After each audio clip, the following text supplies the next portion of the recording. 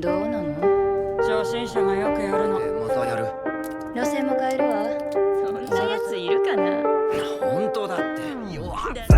Halo guys, welcome to Kiriku bareng gue Fikri di sini. Nah, di video kali ini gue akan ngebahas salah satu anime yang sempat trending beberapa waktu yang lalu dan dibicarain sama banyak orang, yaitu Cyberpunk Edge Runners. Tapi sebelum masuk ke ceritanya, gue akan sedikit mengulas tentang serba-serbinya. Series ini disutradarai oleh Hiroyuki Imaishi dan ini merupakan salah satu rilisan Netflix yang digarap sama Trigger Studio. Dimana studio ini nggak perlu kita ragukan lagi kualitasnya guys, karena mereka juga adalah penggarap anime DTF dan anime-anime terkenal lainnya. Seperti namanya, Cyberpunk Edge Runners ini ngambil referensi atau diadaptasi dari game aslinya, yaitu Cyberpunk 2077, yang disebut-sebut sebagai game gagal karena nggak sesuai dengan ekspektasi penggemarnya dikarenakan banyaknya bug dan lain sebagainya. Tapi untuk adaptasi animenya katanya sesuai dengan apa yang diharapkan. Bahkan kemarin gue sempat bikin polling di channel ini dan hasilnya dari sekitar 10.000 suara yang masuk, 57% menganggap kalau series ini bagus banget. Untuk karakter utamanya bernama David, seorang anak SMA yang cerdas tapi agak bandel, dan dirinya akan beraksi di sebuah kota masa depan bernama Night City. Di sini gue akan menjelaskan alur ceritanya secara detail agar kalian bisa lebih paham.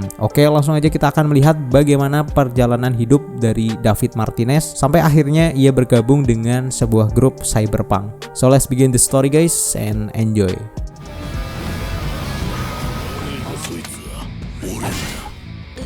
Saat itu di Night City ada seorang cyber psycho yang sedang mengamuk dan ia menghabisi semua polisi yang berusaha menangkapnya. Cyber psycho itu adalah orang yang pikiran manusianya udah hilang karena di tubuhnya terlalu banyak dipasangi implan.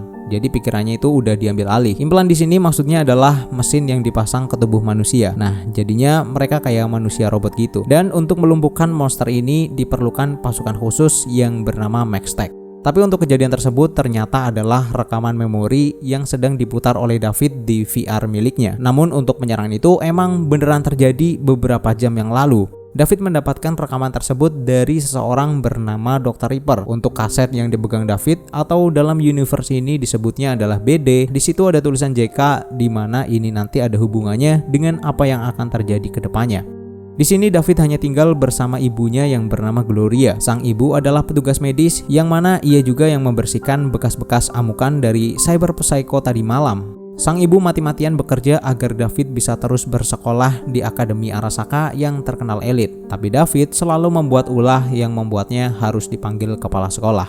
Dalam perjalanan pulang, mereka berdua terlibat kecelakaan hebat yang membuat Gloria terluka parah. David pun harus melunasi semua biaya pengobatan dalam 3 hari. Namun karena keluarganya miskin, akhirnya ia menjual beberapa chip game miliknya. Dan ketika David membuka barang-barang ibunya, ia menemukan sebuah implan yang tersimpan di jaket Gloria. Implan tersebut bernama Sandevistan, yang mana bisa dipastikan Gloria diam-diam mengambilnya dari cyber psycho kemarin untuk dijual ke seseorang bernama Main. David berniat untuk menjualnya ke Dr. Reaper, tapi karena harga yang mungkin terlalu murah, David tidak jadi menjual. Keesokan harinya, David mendapatkan perlakuan tidak menyenangkan dari salah satu teman akademinya yang bernama Katsuo. Alasannya karena Katsuo nggak suka dengan David dan menyuruhnya untuk keluar dari akademi.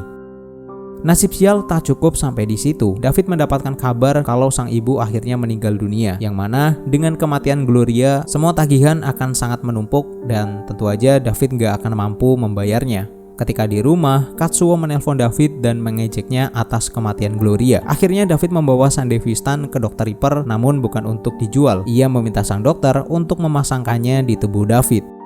Setelah itu, David datang ke akademi dan menghajar Katsuo menggunakan kemampuan dari Sandevistan. Meskipun itu nggak membuat Katsuo mati, akibat perbuatannya, David akhirnya dikeluarkan dari akademi. Salah satu petinggi Arasaka yang mana itu adalah ayah dari Katsuo mendapatkan informasi kalau David menggunakan Sandevistan, namun tubuhnya tidak menunjukkan adanya tanda-tanda efek samping. Itu artinya David bisa mereka gunakan sebagai bahan uji coba produk terbaru perusahaan Arasaka.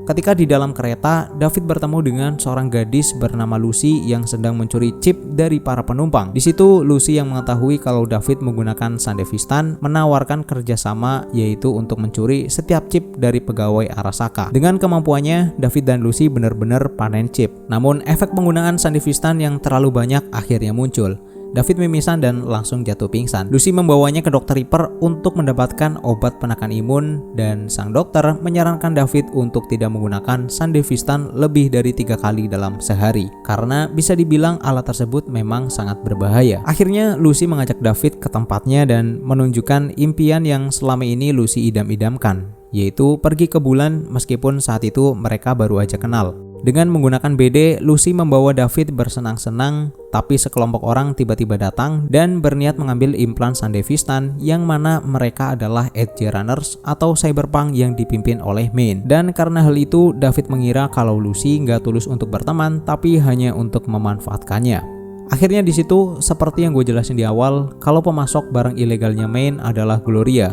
Yang mana ketika mendengar nama Gloria, David menjelaskan kalau ibunya telah meninggal dan David tidak mengetahui kalau implan tersebut adalah milik Main. David membuat sebuah penawaran agar Sandevistan tetap menjadi miliknya, yaitu ia akan bekerja untuk kelompok cyberpunk dan membuktikan kalau dirinya itu berguna. Awalnya Main tentu menolak, tapi setelah mendengar kalau David hari ini bisa menggunakan Sandevistan sebanyak 8 kali, akhirnya mereka memberikan kesempatan. Hari berikutnya, kepala sekolah menelpon David dan mengatakan kalau ia tidak jadi dikeluarkan. Tentu ini adalah karena permintaan ayahnya Katsuo yang ingin menjadikan David bahan uji coba. Namun karena David emang udah terlanjur muak, ia akhirnya lebih memilih nggak peduli. Panggilan misi pertama akhirnya tiba. Main memperkenalkan anggota cyberpunk lainnya, yaitu Kiwi, Dorio, Pilar, dan sebenarnya nanti ada satu lagi yaitu Rebecca. Misi pertama adalah mengambil data yang ada di mobil seorang supir pribadi perusahaan Arasaka. Lucy bertugas untuk membobol sistem, namun karena ketahuan, mereka malah sekalian ngambil mobilnya.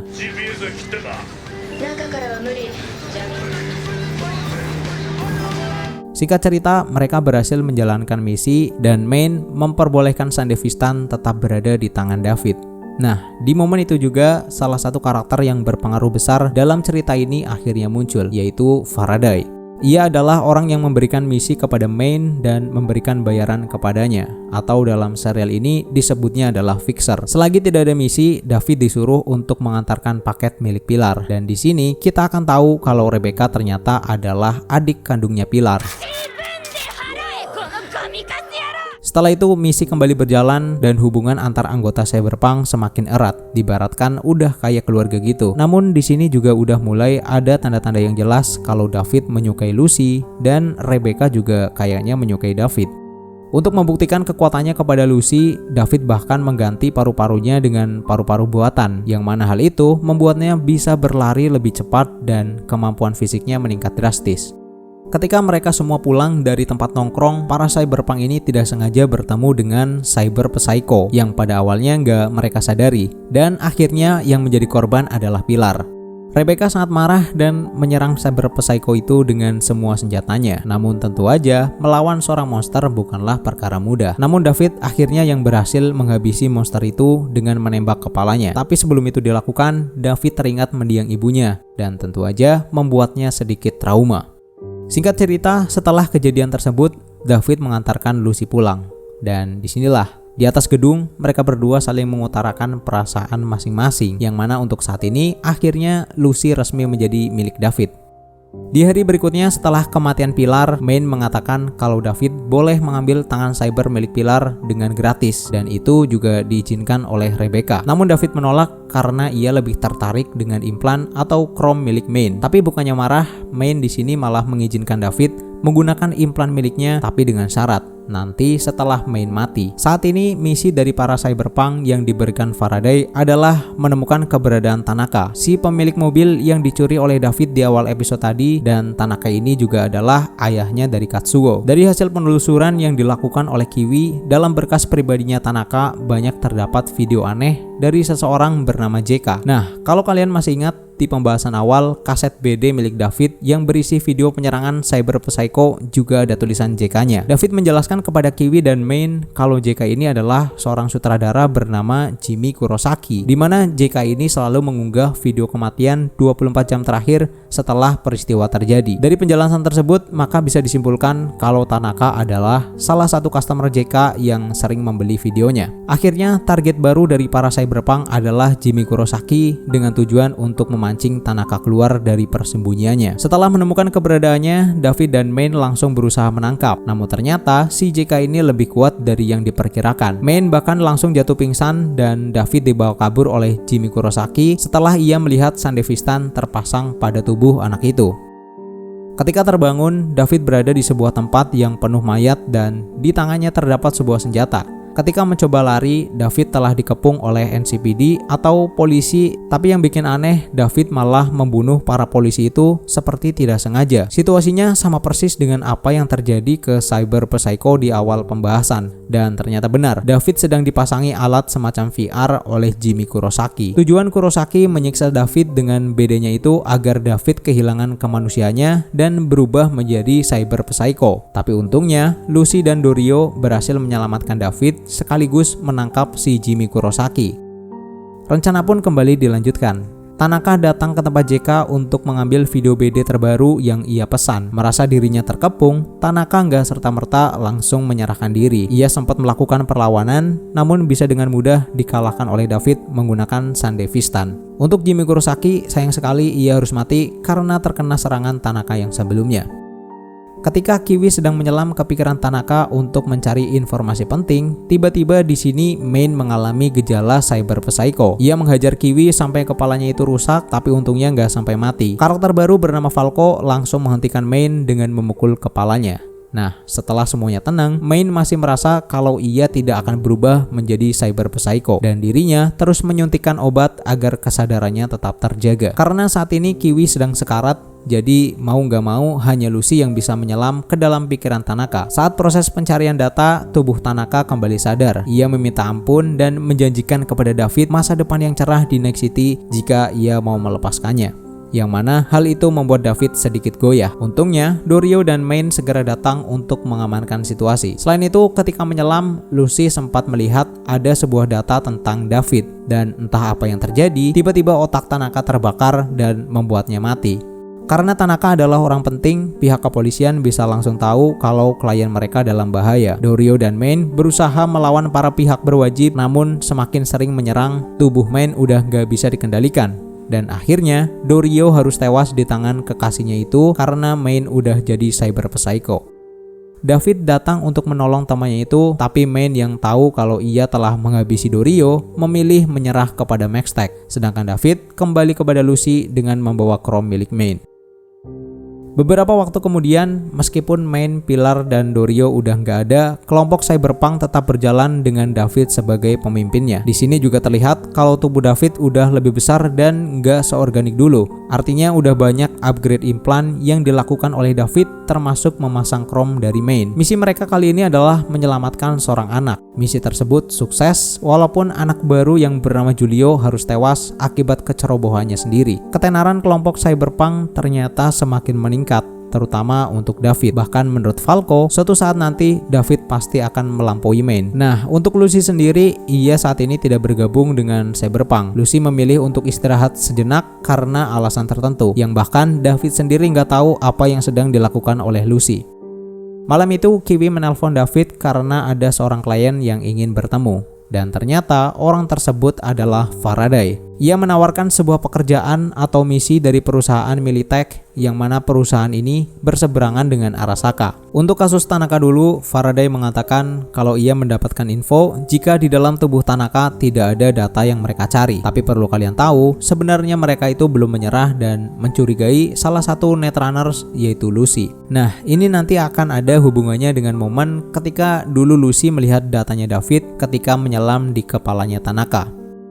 Setelah pertemuan tadi, Lucy mengajak David pergi keluar dari Night City untuk melihat bintang dan bulan. Di situ juga, Lucy menceritakan masa lalunya, yang ternyata Lucy terlahir di sebuah negara dengan fasilitas dari Arasaka. Ia dan 13 anak lainnya berhasil lulus tes dan menjadi seorang Netrunner. Netrunner ini gampangnya adalah mereka yang bisa masuk ke sebuah jaringan internet untuk memperbaiki atau mencari sesuatu dalam sebuah sistem. Lucy dan teman-temannya dikirim ke sebuah jaringan internet tua yang telah runtuh, di mana tujuan dari perusahaan Arasaka ada di sana. Namun itu bukanlah sebuah pekerjaan mudah. karena AI di dalam jaringan tersebut sangat agresif dan berbahaya. Bahkan akhirnya dari 13 orang yang dikirim hanya tinggal sedikit yang berhasil hidup. Mereka yang bertahan lalu mencoba melarikan diri dengan mengalahkan para penjaga, namun pada akhirnya hanya Lucy lah yang berhasil kabur.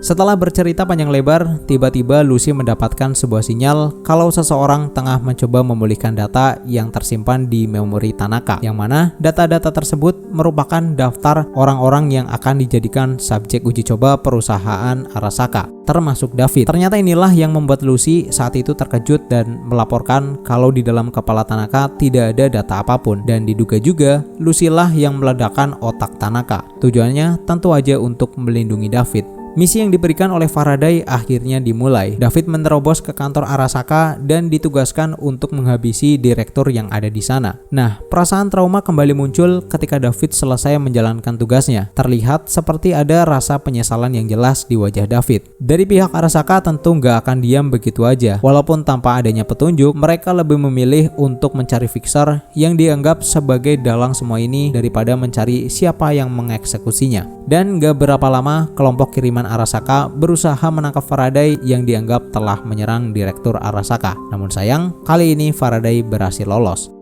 Karena merasa dirinya dalam bahaya, Faraday menghubungi pihak Arasaka dan bernegosiasi dengannya. Perlu kalian tahu, Faraday ini bekerja untuk Militech. Tapi dalam negosiasi ini, Faraday bersedia membocorkan informasi yang ia punya kepada pihak Arasaka dengan imbalan yang besar, dan hukuman sebagai dalang pembunuhan Tanaka yang tersemat kepadanya akan dihapuskan.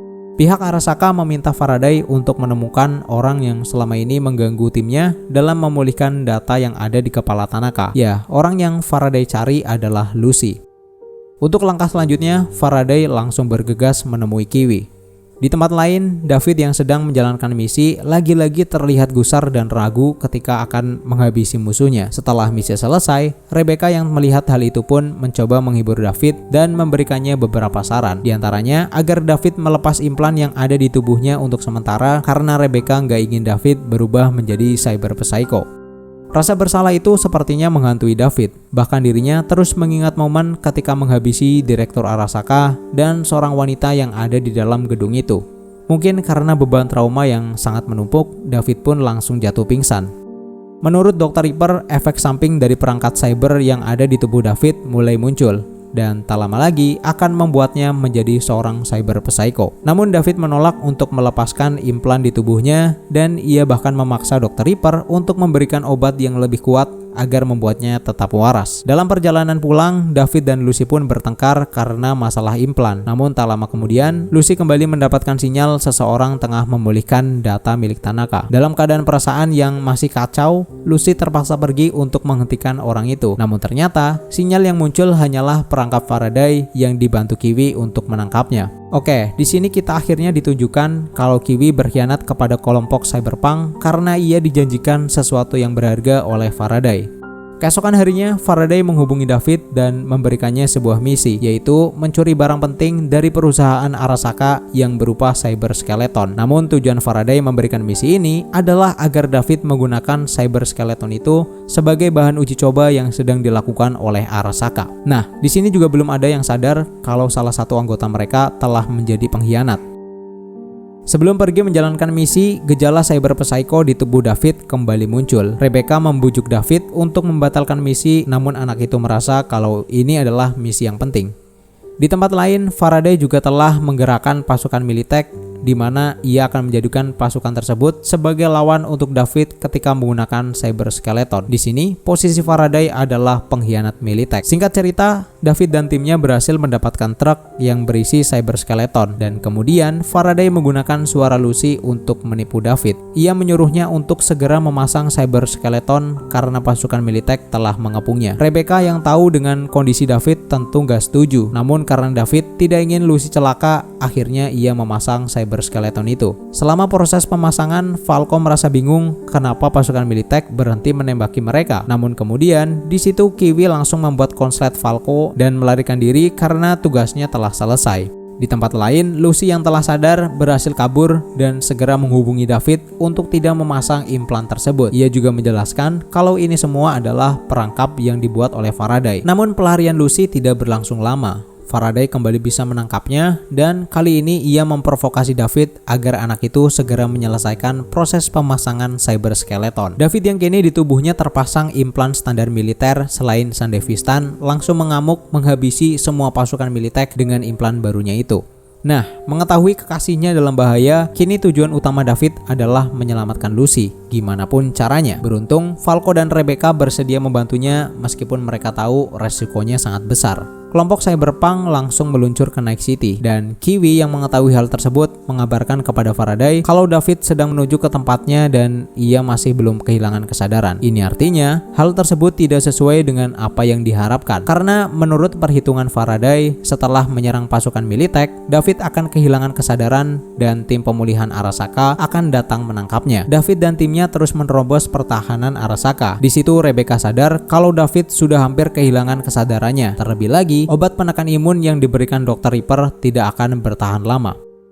Kiwi menemui Faraday di sebuah tempat yang ditentukan untuk meminta bayaran. Namun Faraday kembali melakukan pengkhianatan dengan menembak Kiwi. Di tempat lain, pihak Arasaka merasa untuk saat ini David telah menjadi ancaman. Mereka menyiapkan pasukan Maxtech dan seseorang bernama Adam Smasher. Perlu kalian tahu, cyberskeleton ini pada awalnya dirancang untuk Adam Smasher. Namun petinggi Arasaka memilih David sebagai target percobaan mereka. Sebelum ajal menjemput, Kiwi kembali berpihak kepada Cyberpunk. Ia menghubungi Falco dan memberikan titik koordinat di mana posisi Faraday saat ini. Hanya dengan satu botol obat yang tersisa, David membulatkan tekad karena setelah ini dirinya tahu tidak akan selamat.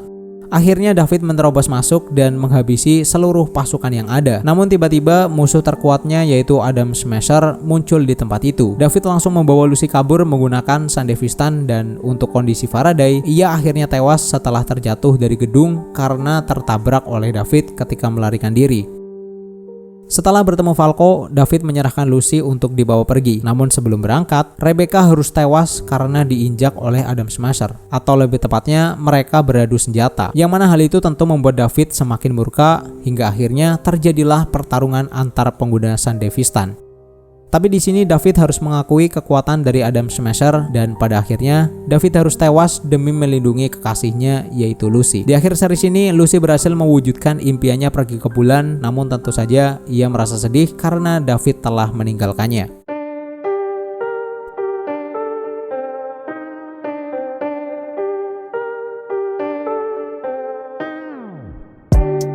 Dan itulah guys alur cerita lengkap Cyberpunk Edge Runners. Kalau menurut gua pribadi, series ini udah sangat bagus. Tapi masih ada beberapa pertanyaan yang mengganjal. Siapakah Adam Smasher? Gimana masa lalunya? Dan masih ada beberapa hal lagi yang perlu dijelaskan. Gua sendiri nggak tahu apakah ini akan ada season 2-nya karena menurut beberapa fans endingnya itu agak nanggung. Tapi kalaupun ini dilanjut, artinya kita akan melihat karakter utama yang berbeda atau kemungkinan besar Lucy yang akan jadi tokoh utamanya. So itu aja pembahasan dari gue.